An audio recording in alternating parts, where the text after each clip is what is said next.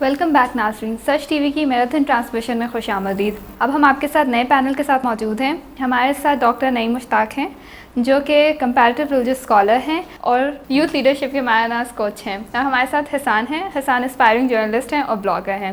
Welcome to the شو۔ سر، آپ سے start کرتے ہیں کہ آپ نے پاکستانی یوتھ کو ڈفرینٹ نیشنل انٹرنیشنل فورم کے اوپر نمائندگی کی ہے ان کی، تو آپ کے خیال میں پاکستانی یوتھ کے اندر وہ کیا ایسے عناصر موجود ہیں جس کی وجہ سے ہم ایک خود مختار اور ایک ہم کامیاب قوم بن سکتے ہیں؟ بسم اللہ الرحمن الرحیم۔ پاکستانی یوتھ میں جو ایک مین کیریکٹرسٹک ہیں، خاص طور پہ جو خاص صلاحیت ہے کہ اگر آپ باقی اقوام کی یوتھ سے ان کا کمپیریزن کریں تو باقی اقوام کی یوتھ میڈیا پریزنٹیشن کی بیس پہ ٹیلنٹڈ نظر آتی ہیں۔ بلٹ ان ٹیلنٹ جو ہوتا ہے نا وہ بہت کم ہے پاکستانی میڈیا میں۔ پاکستانی یوتھ کے اندر جب آپ دیکھیں گے تو ان کے پاس میڈیا کی سپورٹ نہیں ہے، یعنی میڈیا پریزنٹیشن کے ذریعے ان کو بڑھا چڑھا کے پیش نہیں کیا جاتا۔ یہ اپنی ذات میں ٹیلنٹڈ ہیں۔ اگر باقی اقوام کی بعض اقوام ایسی ہیں کہ اگر ان کے پیچھے میڈیا کی پاور نہ ہو، کیمپین نہ ہو، تو وہ شاید اتنے ٹیلنٹڈ نظر بھی نہ آئیں۔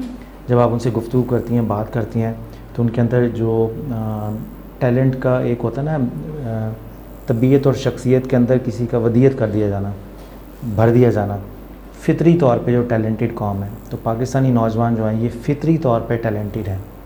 جب ان کے اندر میڈیا کی کیمپین یا میڈیا پریزنٹیشن ساتھ ایڈ ہوتی ہے تو یہ سونے پہ سہاگا ہوتا ہے۔ مگر پاکستانی جو نوجوان ہے یہ اپنے ٹیلنٹ کو پروموٹ کرنے میں اور اپنے ٹیلنٹ کو ریکگنائز کروانے میں انٹرنیشنل لیول پہ بھی اور نیشنل لیول پہ بھی یہ کسی میڈیا کیمپین کے یا میڈیا کی پبلسٹی کے محتاج نہیں ہے۔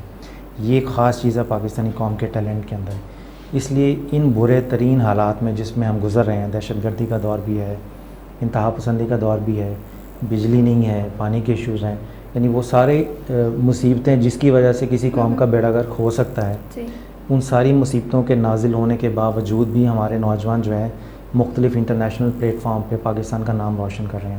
تو یہ پاکستانی قوم کے اوپر اللہ کا خاص فضل ہے، اور یہ اس بات کی بھی علامت ہے کہ ہماری قوم پاکستانی نوجوان کا جو ٹیلنٹ ہے یہ میڈیا کی پریزنٹیشن کے اوپر بیس نہیں کرتا، بلکہ یہ بذات خود ان کے اندر ایگزسٹ کرتا ہے۔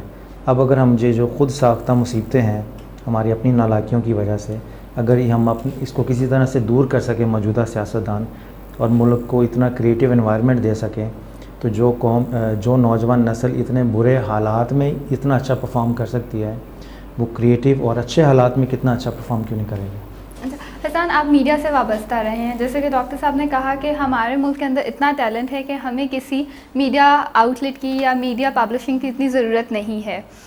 آپ کے خیال میں کہ کیونکہ آپ میڈیا سے وابستہ ہیں، آپ ایسے نوجوانوں سے ملتے ہیں جو کہ بہت ٹیلنٹڈ ہیں لیکن ان کی ریکگنیشن نہیں ہے، سو آپ کے خیال کے اندر کہ ان کی ریکگنیشن ان کو ملنا کتنی ضروری ہے ایک ایسے وقت کے اندر جہاں پر ان کے کام کو سراہا ہی نہیں جا رہا؟ دیکھیں، جہاں تک ریکگنیشن ملنے کا سوال ہے نا، وہ اگر ایک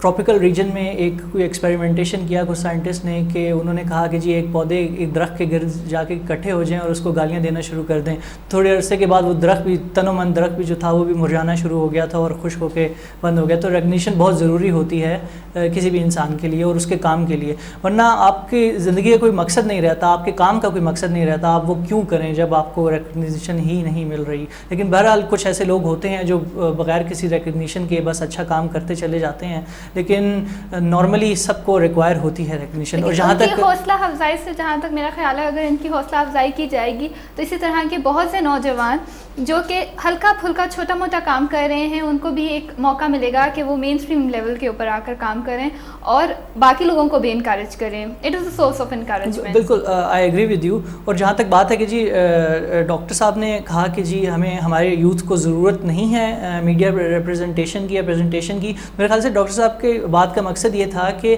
ہمارے جو یوتھ ہے وہ اس طرح کی میڈیا ریپرزنٹیشن یا پریزنٹیشن نہیں دے پاتی یا ان کو وہ اپرچونیٹیز نصیب نہیں ہیں جو کہ باہر کے ویسٹرن کنٹریز کو یا فار دیٹ سیک ہمارے جو امیڈیٹ نیبر ہے انڈیا، وہاں کے یوتھ کو حاصل ہیں، کیونکہ وہاں پہ میڈیا ذرا اسٹرانگ ہے، وہاں ٹیکنالوجیکل ایڈوانسمنٹ وہاں پہ زیادہ بہتر انداز سے وہ اپنے آپ کو اور اپنی بات کو پروجیکٹ کر لیتے ہیں، تو وہ ریکگنیشن اور داد بات جو ہے وہ انٹرنیشنل لیول پہ ذرا جلدی اور بہت ایک میگنیٹیوڈ کے ساتھ گیدر کر لیتے ہیں.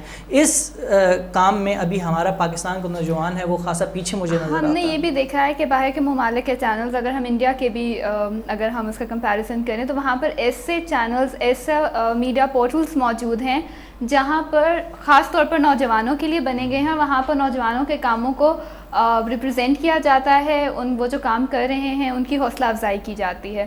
تو آپ کے خیال میں ابھی ہمارے میڈیا کو, ڈاکٹر صاحب, یہاں پر کیا کام کرنے کی ضرورت ہے کہ یہاں پر نوجوانوں کے کاموں کو ایک تو مین اسٹریم لیول کے اوپر لایا جائے, نہ کہ لایا جائے بلکہ سراہا بھی جائے؟ میرے خیال میں سب سے بہتر کام جو ہے کہ میڈیا کے جو ریسرچ سیلز ہیں نا اس کو اسٹرانگ کریں, اس میں اچھے دماغ والے لوگ بھرتی کریں. اور میڈیا کا ہمارا جو ابھی ایگزسٹنگ ٹرینڈ ہے نا کہ وہ اگر کسی ایک ایشو کے اوپر کوئی آدمی مشہور ہو گیا ہے تو سارے اس کے پیچھے بھاگنا شروع کر دیتے ہیں, یعنی ایکسیڈنٹل اپرچونٹی کے پیچھے دوڑتے ہیں.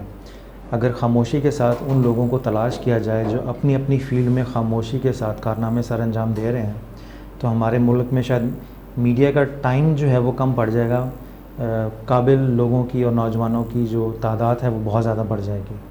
اس کی چھوٹی سی میں مثال آپ کو دیتا ہوں کہ جب میں نے اپنے ایک خاص ایج فیکٹر میں نے میڈیا سے کوشش کی بات کروں اپنے مختلف پروجیکٹس کے لیے, تو میں نے دیکھا انلیس کہ آپ کا کوئی بہت زیادہ کوئی اسٹرانگ ریفرنس ہو اور اس ریفرنس کے ذریعے آپ میڈیا میں جانے کی کوشش کریں تو کامیاب ہو سکتے ہیں. اگر آپ پیورلی ٹیلنٹ کی بنیاد پہ جائیں تو انفارچونیٹلی زندگی کے ہر کہہ لیجیے آپ معاملے کی طرح میڈیا میں بھی بعض ایسے لوگ بیٹھے ہوئے ہیں ایسی پوزیشنز پہ کہ جن کو شاید ٹیلنٹ کو ڈیفائن کرنے کی ضرورت ہے کہ ان کے نزدیک ٹیلنٹ کیا ہے. کسی بہت مشہور آدمی کو انٹرویو کر لینا یا کسی بہت مشہور آدمی کی اولاد کو انٹرویو کر لینا, اس کا یہ ہرگز مطلب نہیں ہے کہ ہم قوم کو ریپرزینٹ کر رہے ہیں. وہ خاص طبقے کی نمائندگی ہو رہی ہے, وہ اپنی جگہ ٹھیک ہے, مگر ٹیلنٹ کو کیپچر کرنے سے مراد یہ ہے کہ وہ غریب نوجوان یا وہ ٹیلنٹڈ آدمی جو خاموشی سے اپنی جاب پر ایک پاکستان کا نام روشن کر رہا ہے, یا وہ غریب آدمی جس کے والدین امیر نہیں ہیں یا کسی سیاسی جماعت کے نمائندہ نہیں ہے یا کسی سیاسی جماعت کی سربراہی ان کے پاس نہیں ہے, تو وہ غریب آدمی اگر کوئی اپنی فیلڈ میں نمایاں کام سر انجام دیتا ہے اس کو تلاش کر کے اس کو لے کے آ کے میڈیا پر اس کو پریزنٹ کیا جائے تاکہ بتایا جائے کہ ہمارا ملک کا جو ٹیلنٹ ہے یہ بغیر کسی کی سرپرستی اور رہنمائی کے بھی اپنی ذات کے اندر ایک کارنامہ ہے اور وہ پاکستان کا نام روشن کرنے کی صلاحیت رکھتا ہے. تو یہ چیزیں سوچ کے پھر میں نے بھی اپنا سوچا کہ اب مجھے بھی کچھ کرنا چاہیے. تو میں نے تقریباً 2-3 سال سے پھر میں نے اپنا یوٹیوب پر چینل شروع کیا اور اپنے ایریاز میں جہاں جہاں لیکچرز ڈیلیور کیے ریکارڈ کر کے تو میں نے اپلوڈ کیے. اور اب میں بڑی عجز و انکساری کے ساتھ یہ دعویٰ کرتا ہوں کہ میں پاکستان کا واحد ٹرینر ہوں جس کے 250 سے زیادہ فل لینتھ ٹریننگ ویڈیوز یوٹیوب پہ اویلیبل ہیں. نارملی لوگ اپنے ٹریننگ ویڈیوز نہیں رکھتے, کیوں؟ 2 وجوہات ہوتی ہیں. کیونکہ ایک ہی ٹریننگ ویڈیو ساری عمر انہوں نے ریپیٹ کر کے اسے پیسے کمانے ہوتے ہیں, تو اگر وہ یوٹیوب پہ آن ہو جائے گی تو پھر وہ کمائیں گے کہاں سے؟ اور دوسرا یہ ہے کہ اگر وہ آن لے کر دیں گے اپنی ڈسکشن کو تو اس سے بھی خطرہ ہوتا ہے بعض لوگوں کو کہیں کٹ اینڈ پیسٹ نہ پکڑا جائے.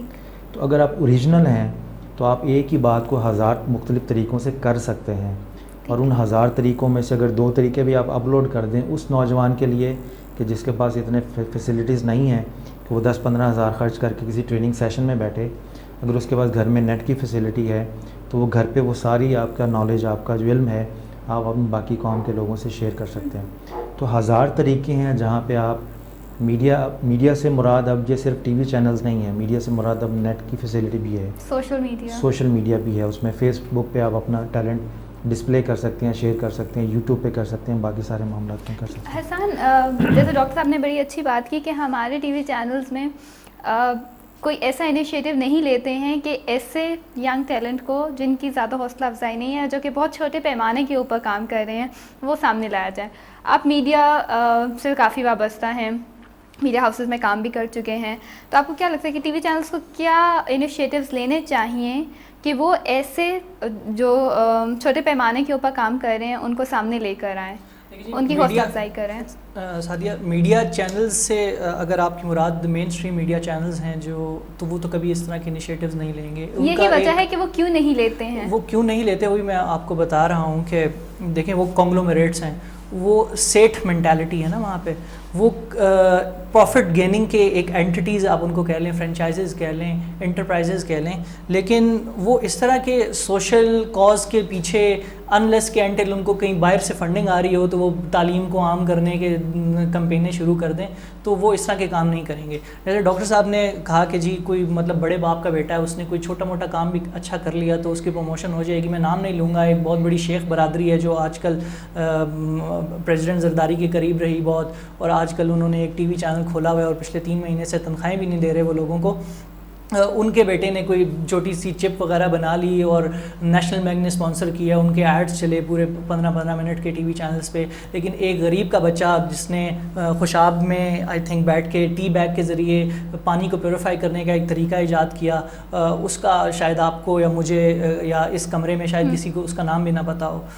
تو وہ مین اسٹریم میڈیا کی بڑی ایک لگی بندی لائن ہے, وہ اس سے ادھر ادھر 5-6 انچ تو ہو جائے گا, لیکن ہم کہیں کہ جی وہ اس لائن کو چھوڑ کے کسی اور ڈگر پہ چلنا شروع ہو جائے تو ایسا ممکن نہیں ہے. ٹھیک ہے. اچھا ڈاکٹر صاحب ان کی بات کو سوری آپ کی بات کاٹوں, اگر ان کی بات میں یہ جملہ ایڈ کروں کہ ہمارے میڈیا جو ہے, ابھی جو میڈیا ہے یہ ایجوکیشن کی بجائے پروگرامنگ میں بزی ہے, اس لیے ان کے اپنے خاص سیٹ ریکوائرمنٹس ہیں جس سے وہ ہٹ نہیں سکتا. ان کا زیادہ تر جو موٹیو ہے ہم یہ دیکھتے ہیں کہ منی جنریشن ہے, نہ کہ یہ کہ وہ لوگوں کے ٹیلنٹ کو ابھاریں اور سامنے لے کر آئیں. اچھا پاکستان کے اندر ہم دیکھتے ہیں کہ بہت سا ایسا ینگ ٹیلنٹ موجود ہے, جیسے کہ ہم اپنے پچھلے پینل میں بھی بات کرتے رہے ہیں, ڈسکشن ہوتی رہی ہے, اور اس ینگ ٹیلنٹ کو کتنے ابھارنے کی ضرورت ہے. ڈاکٹر صاحب آپ کو کیا لگتا ہے ہمیں پاکستانی ٹیلنٹ کے اوپر کیوں فخر کرنا چاہیے؟ بے شمار وجوہات ہیں. ایک تو پاکستانی ٹیلنٹ پہ فخر کی ایک وجہ تو یہ ہے کہ جیسے میں نے پہلے بیان کر دی تھی کہ اللہ تعالیٰ نے اس خطے کے اندر نوجوانوں میں کوئی بلٹ ان صلاحیت رکھی ہے, اور اس کا میرا اپنا ذاتی عقیدہ یہ ہے کہ وہ اس لیے بھی رکھی ہے کہ اس قوم نے آگے چل کے باقی اقوام کی قیادت کا فریضہ سنبھالنا ہے. ابھی ہم تربیت کے فیز سے گزر رہے ہیں, اور تربیت اگر سخت ہو تو تکلیف بھی ہوتی ہے, تو یہ جو تکالیف ہیں یہ ہماری تربیت کا حصہ ہیں. تو ہماری قوم کے اندر جو مختلف ٹیلنٹ شامل ہیں اس میں نمبر 1 تو بات یہ دیکھیے گا کہ اس وقت اگر آپ ریلیجسلی جائزہ لیں پوری دنیا کا, تو 2-3 نام ایسے ہیں جنہوں نے پوری دنیا میں انفلوئنس کیا ہے مسلمانوں کی سوچ کو. ایک مولانا مودودی کا دیکھ لیجئے, جماعت اسلامی کی تحریک اٹھی, تفہیم القرآن کا اٹھا, ان کے جو کتابیں ہیں اس کا دیکھا. اس کے بعد تحریک منہاج القرآن کا دیکھ لیجئے, ان کا خاص سیٹ اپ ہے اور ڈیزائن ہے, اس نے انفلوئنس کیا. یعنی ہماری ریلیجس کلاس میں کچھ لوگوں نے بین الاقوامی سطح پر اپنے نام کو منوایا ہے, اور اس کا انفلوئنس پوری دنیا نے قبول کیا ہے. اور وہ جب جہاں سے اٹھیں گی تو یہاں کے لوگ زیادہ اس سے زیادہ انفلوئنس پکڑیں گے. دوسری بات سپورٹس کے میدان میں دیکھ لیں, ہمارے بعض ایسے سپورٹس کے کھلاڑی ہیں جنہوں نے بین الاقوامی سطح پہ اپنے نام کو منوایا ہے. اس طرح میوزک میں دیکھ لیجیے, راحت نصرت فتح علی خان, راحت نصرت فتح علی خان, مہندی حسن ہے, ایسے لوگ, محترمہ نور جہاں ہیں, بے شمار. ہر فیلڈ میں جب آپ جائیں گی, اب جتنا پاکستان کے اوپر سخت وقت تھا اور دنیا چاہ رہی تھی کہ یہ جو ہندوستان سے علیحدہ ہوا چھوٹا سا حصہ یہ واپس ہندوستان کے ساتھ مل جائے یا اپنی ذات میں ہی ختم ہو جائے, اور 71 کی جنگ میں اس کا ایک اور حصہ ٹوٹ کے بنگلہ دیش کی شکل میں وجود میں آ گیا.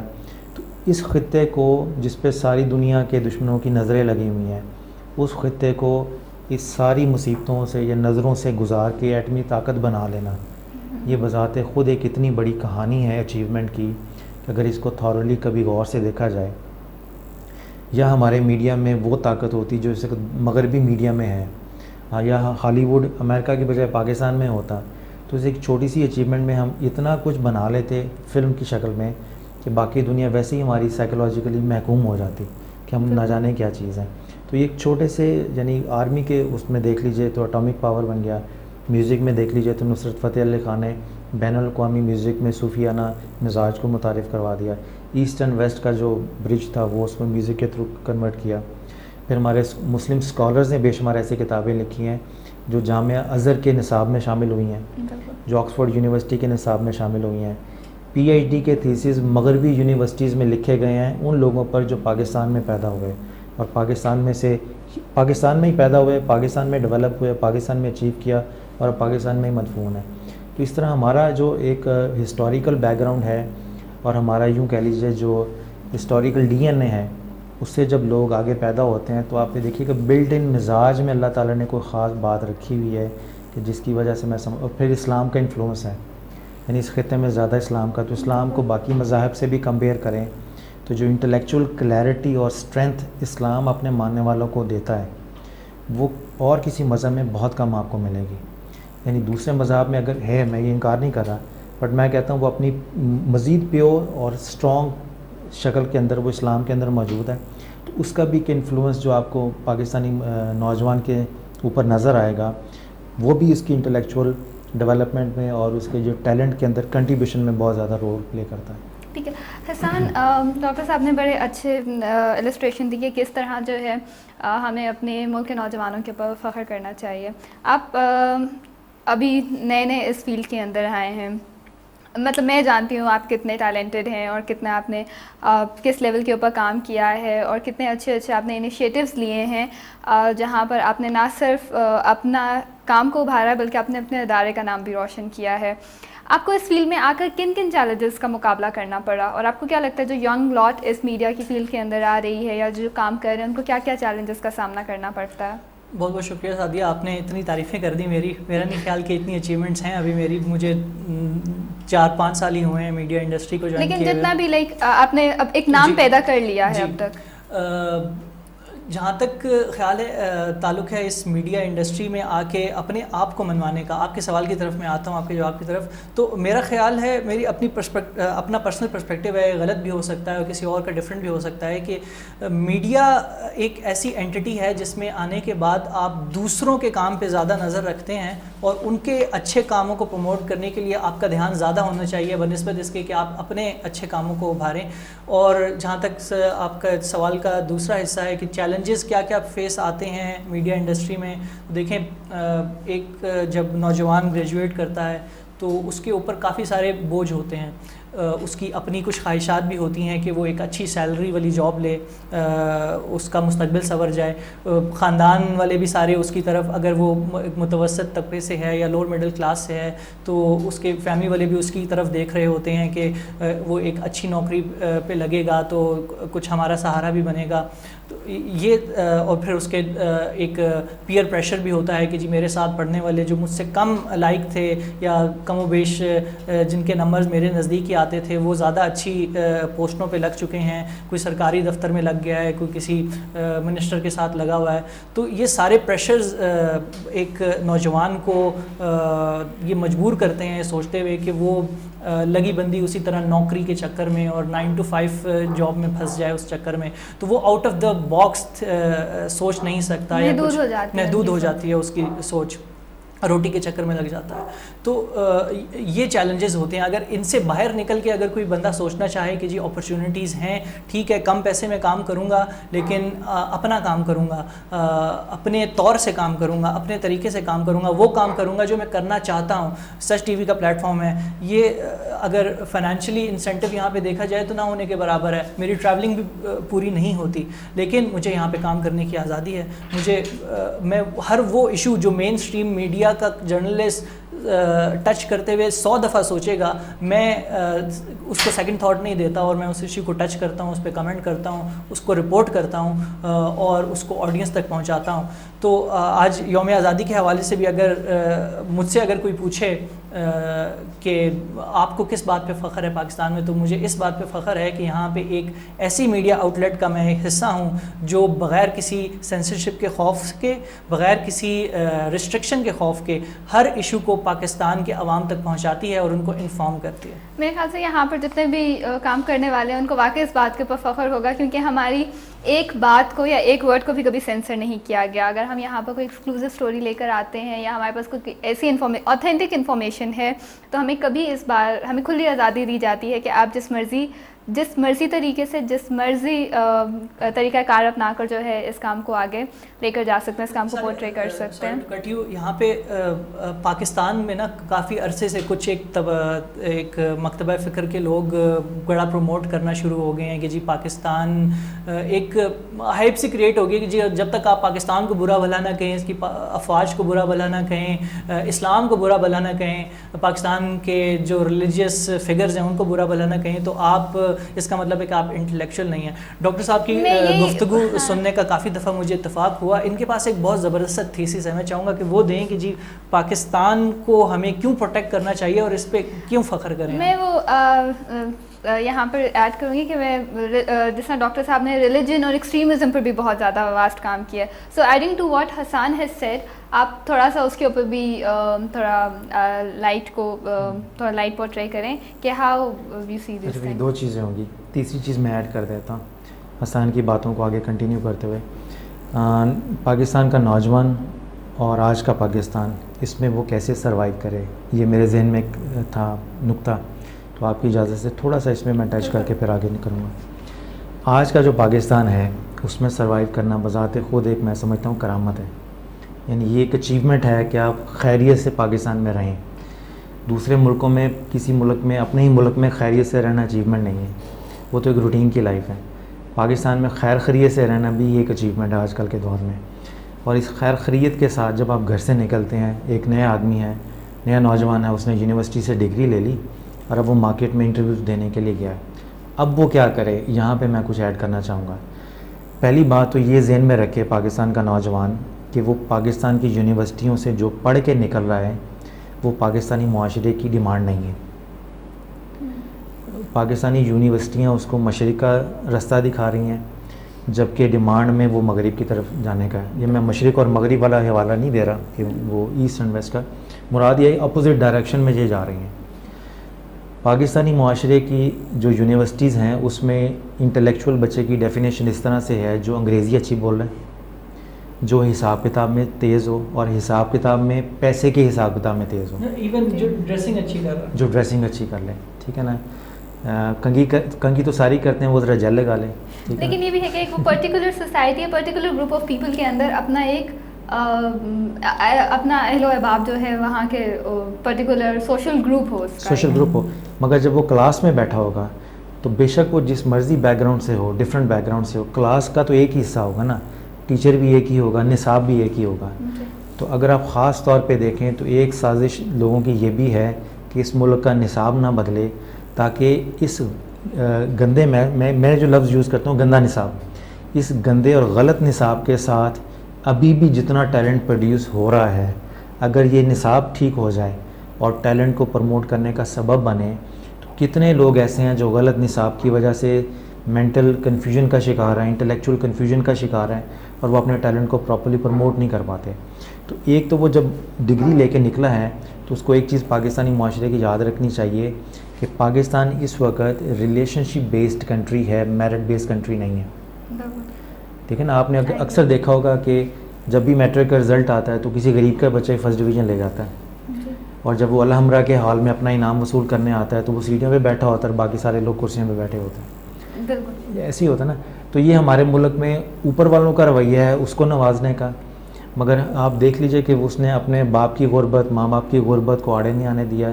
اسی طرح ایک ابھی جو میٹرک کے رزلٹ ہوئے ہیں کہ ایک نوجوان تھا, غالباً سیکنڈ پوزیشن لی ہے یا تھرڈ, سکھر سے اس کے والد کو فالج ہوا تھا, تو رکشہ چلا کے وہ اپنے گھر کو بھی سپورٹ کرتا اور میٹرک کے امتحانات بھی دیے اس نے. ٹھیک ہے نا. تو یہ چیزیں میں رکھیں کہ ہمارے ملک کا جو نظام ہے یہ رشتوں پر مبنی ہے, میرٹ پر مبنی نہیں ہے. اس کے لیے پھر ضروری ہے کہ اب وہ یونیورسٹی سے ڈگری لے کے آ گیا, اب اس کا قصور تو نہیں ہے کہ نصاب تو اس نے نہیں بدلنا, اس نے تو جو تھا اسی سے پڑھ کے آیا نا. تو ایک کام ضرور کرے کہ یونیورسٹی سے اس نے حساب کتاب یا جو اس کا ایک ٹریڈیشنل آئی کیو کی جو ڈیفینیشن ہے اس کے مطابق اس نے اچھے مارکس لے کے امتحان پاس کر لیا. ایک امیر آدمی کے لیے پڑھنا بہت آسان ہے, ایک امیر بچے کے لیے, لیکن ایک غریب بچے کے لیے پڑھنا بہت مشکل ہے, کیونکہ وہاں پر اس کو روٹی کمانے کی بھی ٹینشن ہے, وہاں پر اس نے گھر کا خرچہ کیسے چلانا ہے اس کی بھی ٹینشن ہے, اور اس کے باقی بہن بھائی وہ مطلب کس ماحول میں رہ رہے ہیں اس کا بھی جو ہے فکر ہے. آپ کی بات بالکل ٹھیک ہے کہ ایک امیر بچے کے لیے پڑھنا مشکل نہیں ہے, لیکن ایک غریب بچہ جو کہ اوپر ابھر رہا ہے اس کے لیے بہت مشکل ہے. وہ غریب بچہ جب ڈگری لے کے نکلے گا, امیر کو تو سیدھا آپ کے باپ کے پاس جائے گا نا, یا اپنے باپ کا بزنس سنبھالے گا یا باپ کے تعلقات یا ٹیلی فون سے کسی اچھی پوزیشن پہ لگ جائے گا. مگر وہ جو غریب کا بچہ ڈگری لے کے نکلے گا, اب اس کو ایک کام اور کرنا ہے, وہ یہ کرنا ہے کہ وہ اپنی سوشل آئی کیو پہ بھی کام کرے. وہ لوگوں سے روابط بڑھانا, لوگوں سے ملنا ملانا, یہ جو سوشل انٹیلیجنس ہے جس کو مینجمنٹ ٹرمز میں بولتے ہیں سوشل آئی کیو, کہ آپ لوگوں سے ملتے کیسے ہیں, تھوڑا سا مینرز اس کو تھوڑے سے اپنے امپروو کرنے ہوں گے, تھوڑا سا سیکھنا ہوگا. جو غریب آدمی ہے بچہ, وہ آلریڈی سوشل آئی کیو کو پریکٹس کر رہا ہے, اپنی مصیبتوں کو بھی ہینڈل کر رہا ہے, اپنے بہن بھائیوں کی تعلیم کو سپورٹ بھی کر رہا ہے, والدین کو بھی سپورٹ کر رہا ہے, اور ساتھ میں اپنی پڑھائی بھی کر رہا ہے. تو وہ آلریڈی سوشل آئی کیو پریکٹس کر رہا ہے. اب صرف اس کو تھوڑا سا ایکسپینڈ کر کے, اب یونیورسٹیوں میں یہ چیز سکھاتے نہیں ہیں. امیر کا بچہ جب یونیورسٹی سے ڈگری لے گا تو اس کا باپ اس کو بزنس کے سارے گر بتا چکا ہوگا, صرف اس کو ڈگری چاہیے ہوگی تاکہ وہ اپنے سی وی میں کوٹ کر سکے یا کہہ سکے کہ یہ MBA فلاں میں ہے, یا MPhil کیا ہوا ہے, یا PhD کیا ہوا ہے. مگر غریب کے باپ کے پاس تو اس کو صرف یہ تھا کہ ڈگری مل جائے, اس کی اچیومنٹ ہے, باقی سارے راستے اس نے ادا کرنے ہیں. تو یہ چیز ذہن میں رکھے کہ آج کے نوجوان کو, پاکستانی نوجوان کو, جو چیز امیر نہیں چاہتا, جو قابض ہے پاکستان پہ, وہ کبھی نہیں چاہے گا کہ غریب کا بچہ بھی اس فن سے آشنا ہو جائے جس فن سے وہ اپنے بچے کو آشنا کرانا چاہ رہا ہے. امیر کبھی نہیں چاہے گا کہ اس کے بچے کو جو اس نے راستے بتائے ہیں قومی اسمبلی میں پہنچنے کے, وہ کہیں خدا نہ خاصہ غریب کے بچے کو پتہ نہ چل جائے, کہیں کبھی وہ بھی نہ پہنچ جائے. ابھی تو حالات یہ ہیں کہ اگر اس کو پتہ چل بھی جائے کہ راستے کیسے ہیں تو اس کے پاس اتنے پیسے نہیں ہیں کہ وہ ایک ٹکٹ ہی لے سکے. یہاں تو امیر آدمی جب ٹکٹ لیتا ہے الیکشن کی لڑنے کے لیے تو 8-9 کروڑ میں تو صرف ٹکٹ خریدتا ہے پارٹی سے, اس کے بعد اس نے اپنے 8-9 کروڑ واپس بھی لینے ہوتے ہیں پروفٹ کے ساتھ, الیکشن کے ساتھ. تو غریب تو اس نظام کا حصہ نہیں ہے. میں صرف یہ بات کر رہا ہوں کہ غریب اگر اس ملک میں سروائیو کرنا چاہتا ہے اور حتی الامکان ایک اچیو کرنا چاہتا ہے تو اس کو لوگوں کے ساتھ رابطوں کی جو سکلز ہیں جو یونیورسٹی نہیں پڑھاتی, باہر کے ملکوں میں جائیں تو سوشل سکلز پہ کورسز بھی ہیں اور اس پہ ٹریننگ بھی دیتے ہیں. وہ اسٹوڈنٹ کو صرف پڑھا لکھا کے ڈگری نہیں دیتے بلکہ اس کو ایک اچھا سٹیزن بنا کے یونیورسٹی سے فارغ کرتے ہیں تاکہ جب وہ کسی کمپنی کو جوائن کرے تو کمپنی کو اس کے اوپر فردر انویسٹ نہ کرنا پڑے. ایک تو یہ چیز تھی. دوسری اور کون سی 2 تھیں؟ اس نے کہا تھا پاکستان بھی کیوں فخر کریں ہمیں, وہ ایک لبرل طبقہ بن چکا ہے. لبرل طبقے کے حوالے سے, اس کے حوالے سے یہ تھا کہ یہ جو سوچ ہے کہ جب تک ہم پاکستان کو گالی نہ دیں یا پاکستان کے بزرگوں کو گالی نہ دیں اس وقت تک ہم اپنے آپ کو انٹلیکچوئل نہیں سمجھ سکتے. تو میرا اس پہ تھیسس یہ ہے جو کہ حسان نے کہا کہ میں نے ایک اور جگہ بھی بیان کیا تھا, جب آپ پاکستان میں پیدا ہو گئے ہیں, آپ کو پسند ہو یا نہ ہو آپ پاکستانی ہیں. لیکن یہاں پہ اونرشپ نہیں ہے نا, کنٹری کی اونرشپ نہیں ہے. اسی طرف آ رہا ہوں. لیکن آپ اور میں پاکستان میں پیدا ہو گئے, اب پاکستان میں تو میں پیدا ہوں, میں دنیا میں کہیں بھی چلا جاؤں کہلاؤں گا تو پاکستانی نا. اب میں دوسروں کو یہ امپریس کرنے کے لیے کہ میں عام پاکستانی سے مختلف ہوں, میں ایکسٹریمسٹ نہیں ہوں, میں ٹیررسٹ نہیں ہوں, میں انتہا پسند نہیں ہوں, میں انٹلیکچوئل ماڈرن پاکستانی ہوں. تو اپنی ذات کے ساتھ لفظ ماڈرن لگانے کے لیے اور اپنے آپ کو باقی پاکستانیوں سے بہتر سمجھنے کے لیے اور سمجھانے کے لیے میں پاکستان پہ تنقید کروں گا, تحریک پاکستان میں نقص نکالوں گا, ہمارے جو بزرگان تحریک پاکستان ہے ان کی ذات میں نقص نکالوں گا. کبھی پاکستان کا مطلب کیا اس کو ریڈیفائن کرنے کی کوشش کروں گا کہ خدا نہ خواستہ اگر میں یہ کہوں کہ پاکستان کا مطلب کیا لا الہ الا اللہ, تو اس ڈیفینیشن سے پاکستان کا امیج خراب ہو جائے گا انٹرنیشنلی. ٹھیک ہے نا.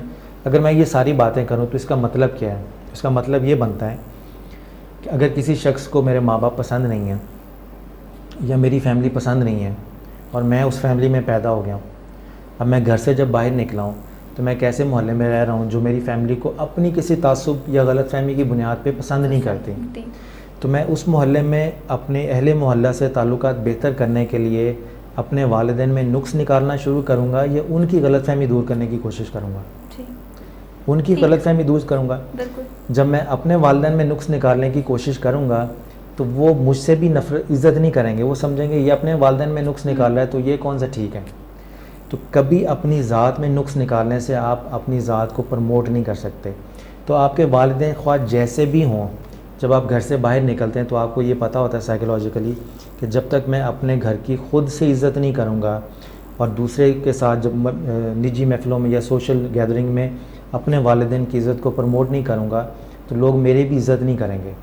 تو اگر آپ نے دنیا میں اپنی ذات کو بحیثیت, میں جب پاکستان سے باہر جاتا ہوں اگر میں چاہتا ہوں لوگ میرے اوپر بحیثیت پاکستانی فخر کریں تو اس کا یہ طریقہ نہیں ہے کہ میں جہاں پہ بھی بات کروں اپنی قومیت میں نقص نکالنا شروع کر دوں. آپ پاکستان کی قومیت چھوڑ کے کسی اور ملک میں بھی شفٹ ہو جائیں, وہاں کی نیشنلٹی بھی لے لیں, تو پھر بھی آپ نیشنلٹی ڈاکومنٹ میں کینیڈین یا امریکنز تو ہو جائیں گے, پاکستانی ہونے سے جان نہیں چھڑا سکتے آپ. کیونکہ پیدائش آپ کی ادھر کی ہے, ٹھیک ہے نا. ان کے ڈاکومنٹ میں بھی لکھا ہوگا کہ آپ اوریجن کہاں کا ہے, اوریجن تو وہ بھی نہیں چھوڑیں گے آپ کا, آپ بے شک چھوڑنا چاہیں وہ نہیں چھوڑیں گے آپ کا. تو جو آدمی اپنے اور دوسری بات ہے نقص اوریجن میں نہیں ہوتا, نقص سوچ میں ہوتا ہے. جب آپ کی سوچ اچھی ہے نا تو آپ کو جس چیز میں نقص نظر آ رہا ہو سکتا ہے وہ نقص آپ کی نظر کا ہو, اس چیز میں نقص نہ ہو. جس طرح لوگ اسلام میں نقص نکالتے ہیں, تعلیمات میں نقص نکالتے ہیں, جن لوگوں کو حضور صلی اللہ علیہ وسلم کی ذات سے محبت نہیں ہے وہ آپ کی ذات میں بھی نقص نکالتے ہیں. آپ نے پتہ ہے مغرب میں کارٹون وغیرہ بنائے, یہ وہ چند ایک مخصوص مینٹیلٹی تھی, اس کا اپنا نفرت کا تھا.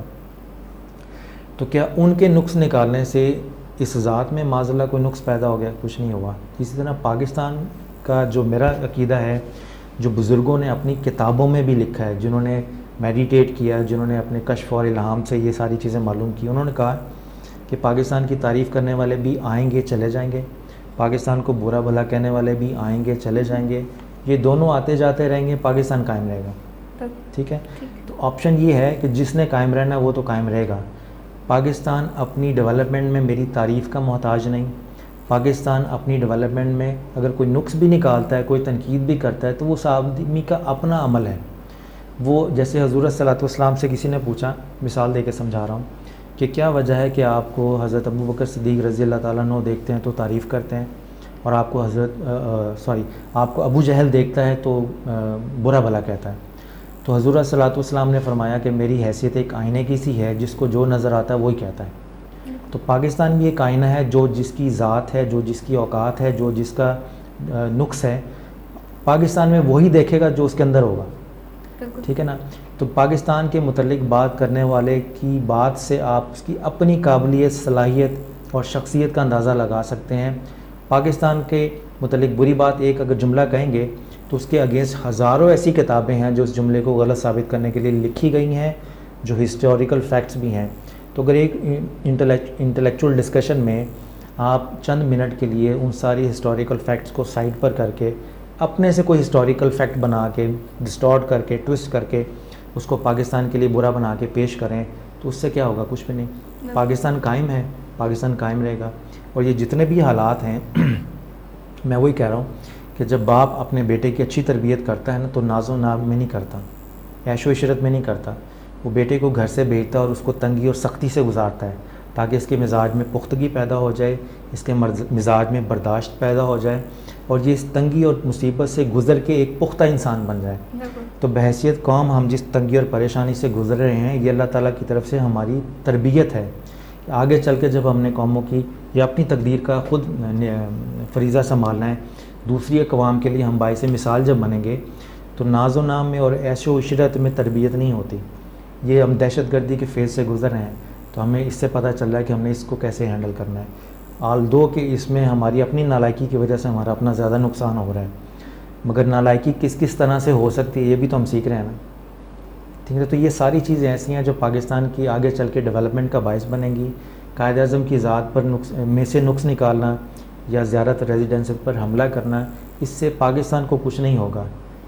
اس سے آپ ایک چھوٹی سی عمارت گرا دی, اس عمارت سے ہمارے جذبی قلبی تعلقات جو وہ تھے وہ مجروح ہوئے, مگر پاکستان کو نقصان نہیں ہوگا, کچھ بھی نہیں بگاڑ سکتے.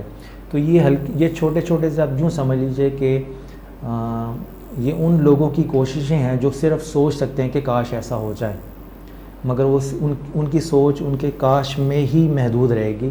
پاکستان اس سے بہت بڑا ہے. ساتھی اس میں تھوڑی سی کافی جامع بات کی ڈاکٹر صاحب نے, تھوڑا سا ایک دو باتیں میں ایڈ کرنا چاہوں گا کہ پاکستان کو ایک معصوم قوم بنا کے اور بالکل مطلب ہم لو لیول کی لائف گزار رہے ہیں.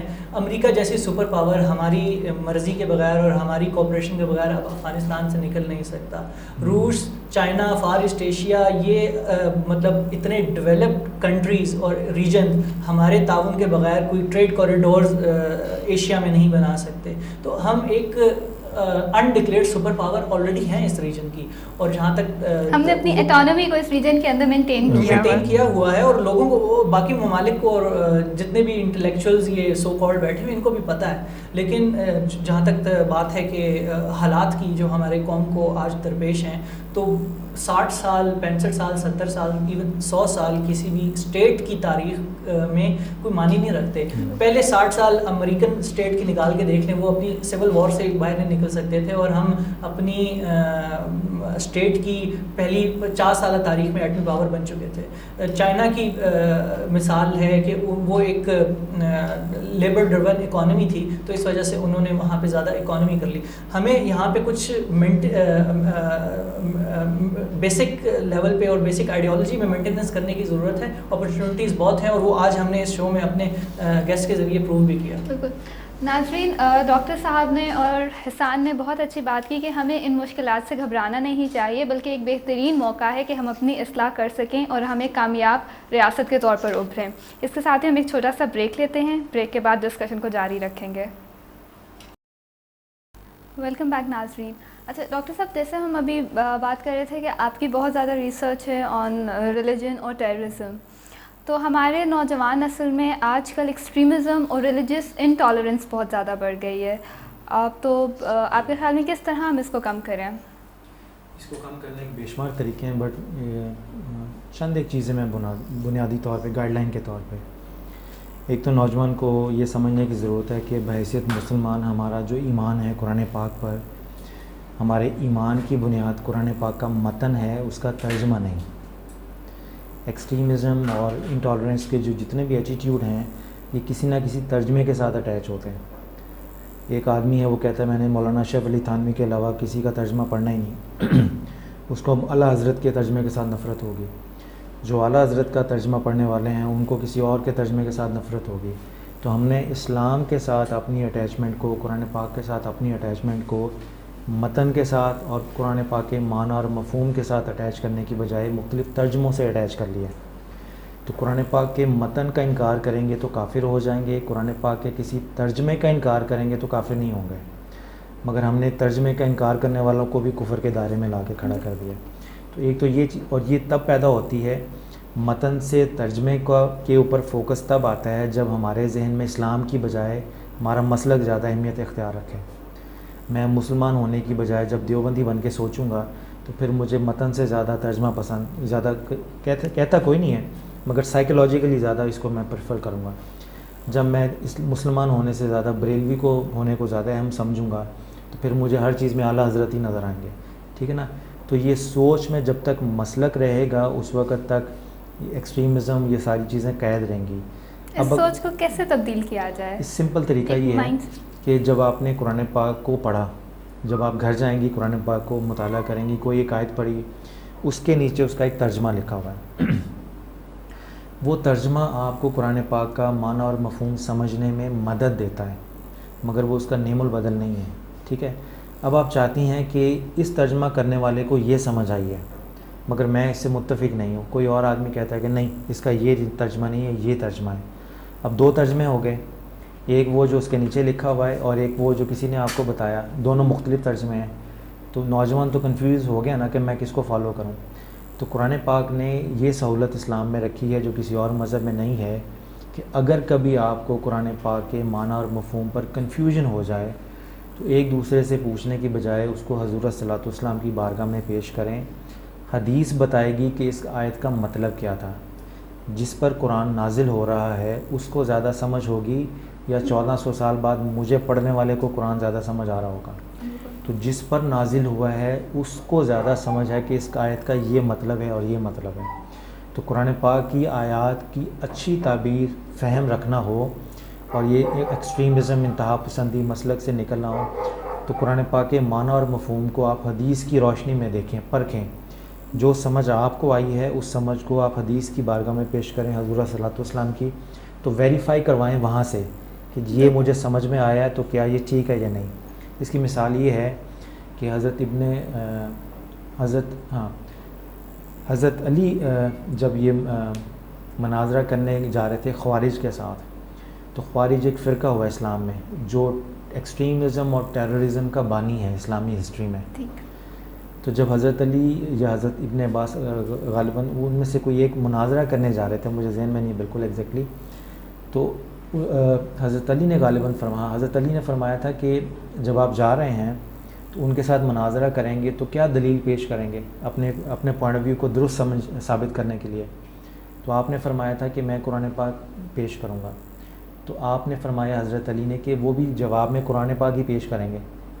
آپ بھی قرآن کوٹ کر رہے ہیں, وہ بھی قرآن کوٹ کر رہے ہیں, تو جو سننے والا وہ تو کنفیوز ہو گیا نا کہ میں ان کو سچا سمجھوں یا ان کو سچا سمجھوں.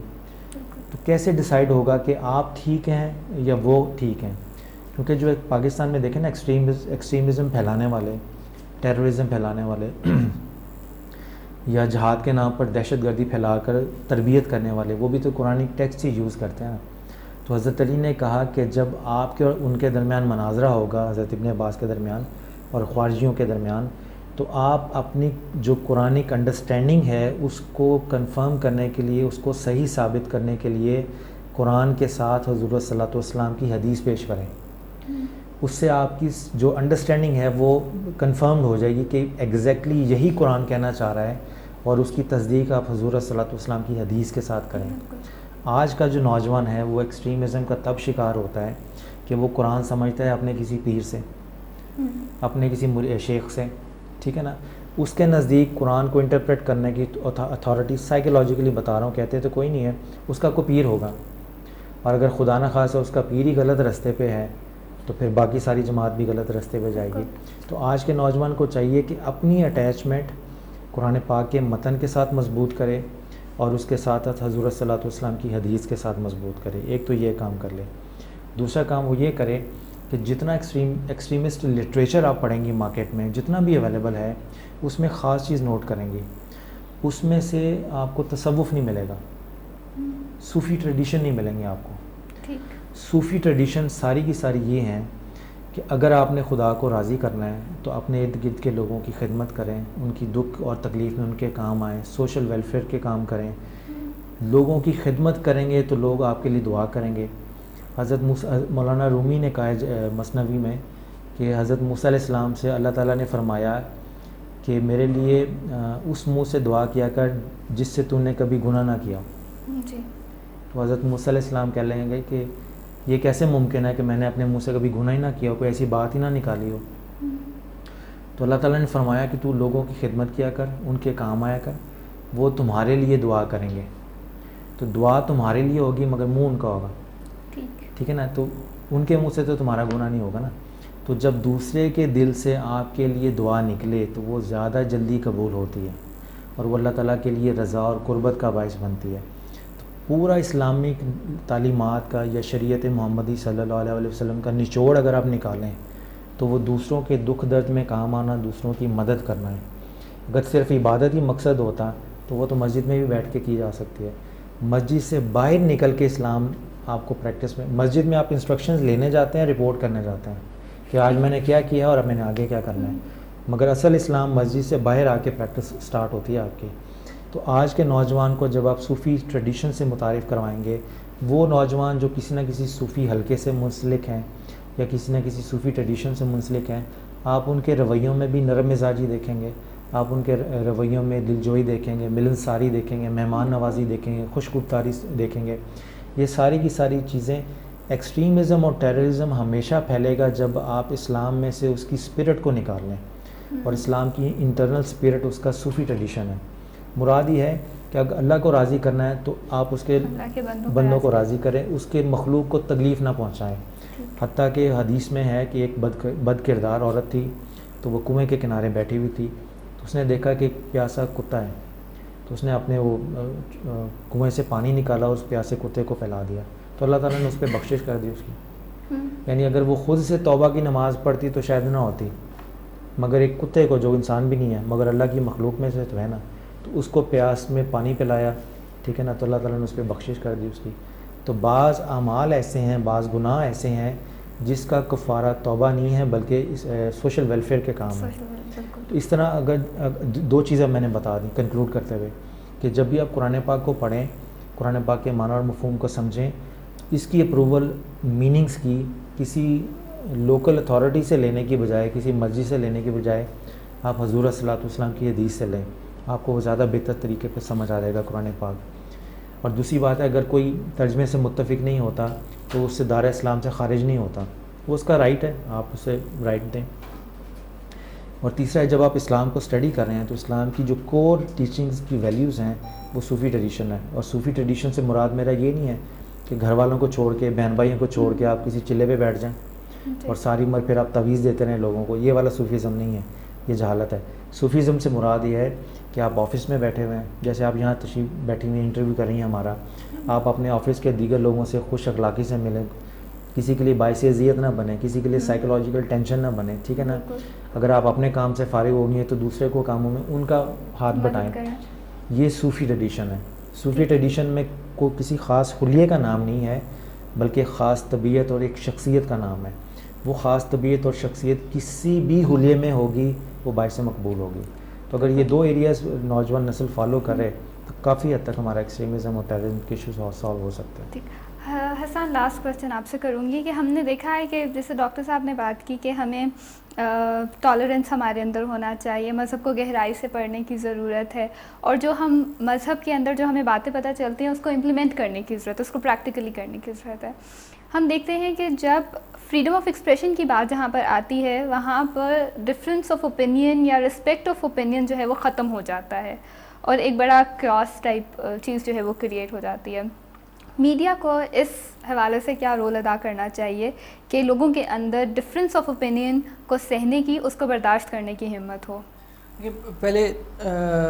پہلے تو میڈیا یہ کام کرے کہ جتنے سوسائٹی میں ایک پلیتھورا آف اوپینینز موجود ہیں ان کو پورٹری تو کرے نا صحیح طریقے سے. آپ کچھ سیگمنٹ آف سوسائٹیز ایسے ہیں جن کا پاکستان کی اسٹیٹ کے بارے میں یا پاکستان کے کریشن کے حوالے سے کچھ ڈفرینٹ اوپینین ہے, آپ ان کو سنپ کر دیتے ہیں, آپ ان کو بالکل پورٹری کرتے ہی نہیں ہیں, تو ایک ڈبیٹ کا ماحول پیدا ہی نہیں ہوتا. تو پھر وہ دوسرے راستے ڈھونڈتے ہیں, دائیں بائیں سے آنے کی کوشش کرتے ہیں, اوپر آنے کی کوشش کرتے ہیں, اور وہ دائیں بائیں کے راستے جو ہیں وہ پھر ایک مہذب ماحول میں بیٹھ کے ڈبیٹ والے نہیں ہوتے, وہ ایکسٹریمزم کے ایجیٹیشن کے ہی ہوتے ہیں. تو پہلا کام تو یہ میڈیا کرے کہ وہ ان ڈفرینس اوپینینز کو بھی جگہ دے, ان کی بات سنیں, اور ایک وہ بات جو ایک اچھے ماحول میں بیٹھ کے لاجیکل آرگومنٹیشن اور ریزننگ کے ساتھ ہو سکتی ہے وہ اس طرح کرائے, اور تاکہ وہ لوگ جو ہیں ایکسٹریمزم کی طرف نہ جائیں اور باقی طریقے نہ ڈھونڈیں اپنے باتوں کو پورٹری کرنے کے لیے. باقی جہاں تک بات ہے کہ ہمارے اندر ٹالرنس لیول اس سے کیا ہوگا, دیکھیں ایک قطرہ قطرہ کسی سل پہ گرتا رہے نا تو وہ سل بھی ایک وقت ایسا آتا ہے کہ گھسنا شروع ہو جاتی ہے. تو یہاں سے سٹارٹ لیں, میرے خیال میں سب ٹھیک ہو جائے گا. ڈاکٹر صاحب, لاسٹ کامنٹ آپ سے لوں گی. آپ پاکستان کی نوجوان نسل کو کیا میسج دینا چاہتے ہیں, اور مطلب یہ آزادی کا دن ہے, ہم کیا ایسا کوئی کام کریں یا کیا اپنے رویوں کے اندر تبدیلی لے کر آئیں کہ ہم ایک مضبوط ریاست کے طور پر ابھریں؟ میرے خیال میں ایک ہی کام کرنے تو وہ بہت ہے, اور وہ مشکل بھی بہت ہے. وہ یہ ہے کہ ایک دوسرے کو پاکستان سمجھنے کے بجائے خود کو پاکستان سمجھیں. جو تنقید ہم ایک دوسرے پہ کرتے ہیں کہ آپ ٹھیک ہوتے تو پاکستان ٹھیک ہو جاتا, وہ اس تنقید کا رخ ہم اپنی طرف موڑ دیں کہ اگر میں ٹھیک ہوں تو پاکستان ٹھیک ہے. تو اگر ہر آدمی, ہر نوجوان دوسرے کو ٹھیک کرنے کی بجائے اپنے آپ کو ٹھیک کرنے پر ٹائم سپینڈ کرے تو اس کو اپنی طبیعت اور شخصیت میں بے شمار ایسی اپرچونیٹیز مل جائیں گی جہاں پہ اس کو کام کرنے کی ضرورت ہوگی. تھینک یو سو مچ. ناظرین, آپ نے ڈاکٹر صاحب کی اور حسان کی گفتگو سنی. اس گفتگو سے ہمیں بہت سی ایسی معلومات حاصل ہوتی ہیں جن میں ہم اپنی اصلاح کر سکتے ہیں.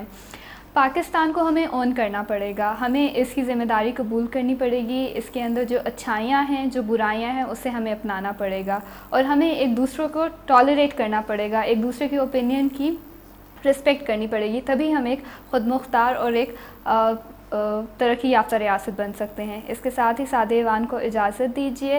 مجھے امید ہے کہ آپ کو سچ کی میراتھن ٹرانسمیشن پسند آئی ہوگی. شکریہ.